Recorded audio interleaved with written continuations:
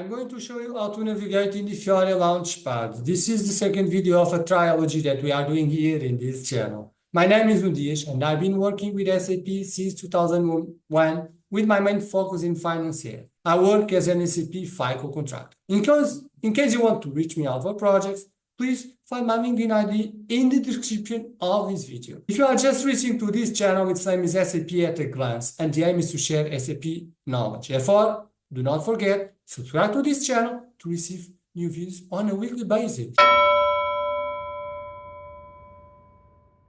I'm building a document that will become a PDF, how to navigate in the SAP at a glance YouTube channel. If you want to receive the PDF once it's ready, please connect with my LinkedIn and send me a message. I want to receive the PDF as well as your email. Please don't forget the email. And then I will send it to you once it's ready. Let's give continuation to our series of how to navigate in the FIORI apps. And now without any further ado, let's go to the system to see where we stopped in the previous video. So in the previous video, we were in the settings, checking the home page, showing all contents or show one group at a time. And I explained why I have the preference of one group at a time. And then spaces and pages is not very used. User activity is to clear my history. So then if I click there, history has been cleared, which means that the history is the recent activities or frequented users. So when I click there, you see there is nothing because I clicked to clear the history. In the previous video, I have some activities there. So then when we go to the language and region, so if you change the language of, let's change for Portuguese, for example, if I change the language here, for the Portuguese and I save, so this gets updated and then I will see everything written in Portuguese. Okay, now this is Portuguese. Well, the applications are not, but this part is written in Portuguese and the name of the apps are also written in Portuguese.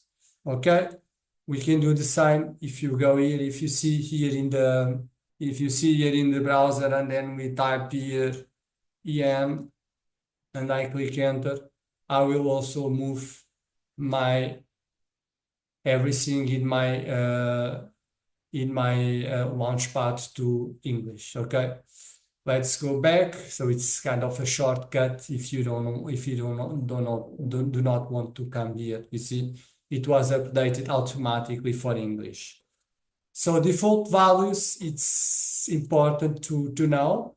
So this is when we enter in a report that whatever I put here and is mandatory or not in that report or not in that screen, it will come by default.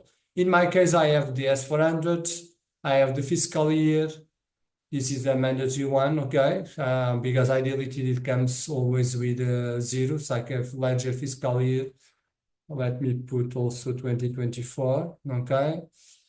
My controlling area, and then I want to see that, for example, in the company codes, if I click, whatever I click, I can have an interval in between, or we can have equal, contains, less than, exactly, excludes, a company code, not equal, exactly what we have in the subject.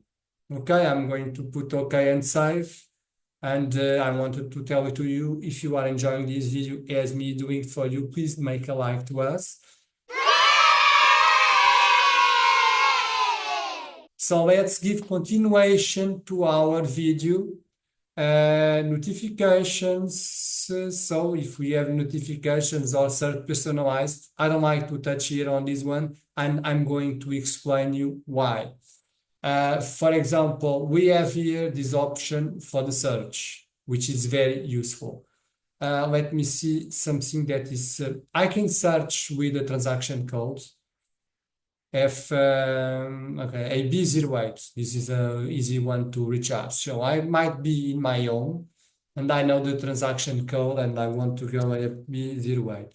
But these are for the users that work in the past with the SAP FICO. Okay, SAP FICO What is it? I have here open is this menu, okay, where we have the transaction codes. But this is only for the S/4HANA on-premise version. If you are working with the cloud version, you don't have this option at all. So you have only the FIORI apps to work. So this one doesn't work for you to search as a transaction code because the transaction code won't be there.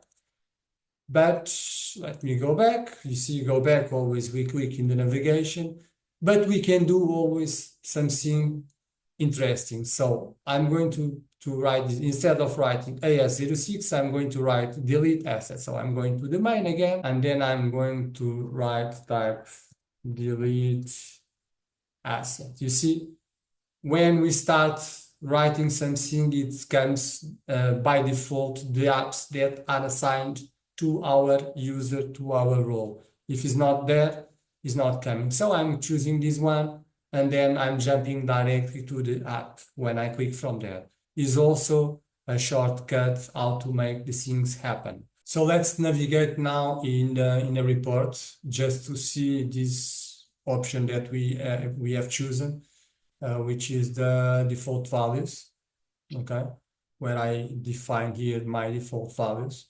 Let's see how this works in the report of asset balances. So this is the application for asset balance. Again, I click there, or also I can go there and write asset balances. You see, I have several things where it says assets. So this is my option, the one that I want to move.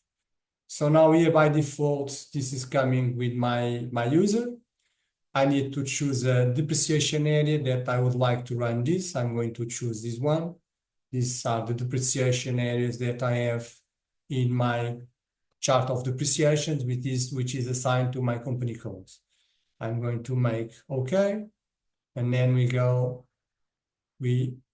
run this. While this is displaying, I'm going to show you this report is similar. This app is similar to these reports that we have in SAP, where we have the company codes and then we can list the assets. It's something similar to those reports that we have here, but it is an application, okay, that we have here in asset balances.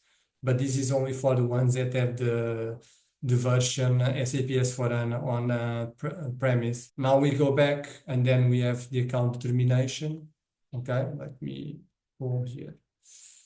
My user, my face. Okay, so this is where we have the account determination. Now I have the account determination, and also we can have the navigation panel. If I click here, just for an example that is different. So this is on my rows and my columns, okay?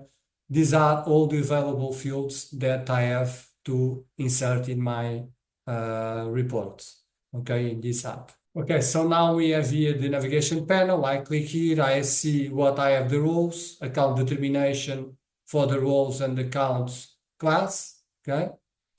And then let me open a little bit. Okay, so we have the account class. We need to go for the rights. We have the account class, and let's imagine that we would like to add one more thing to this. Profit center, for example. I'm going to add the asset profit center, so I just need to click here, and then it's going to put me the asset profit center there. Now we have the asset profit center here. We can display this. So if we see it was updated in the roles, the asset profit center, okay? Then to remove, we just need to add, we use this option, and then to remove, we use this one. And then we can have something that I want to export to Excel or to PDF from here. When we go there, so if I want to change this variant, then we just need to come there, and then we say save as, and we will type SAP for all. And then I save as public, okay? And then we save this one that we just created. And then if you see, now I have two options. This one is standard and this one that I have chosen. So these are my filters if we want to change it.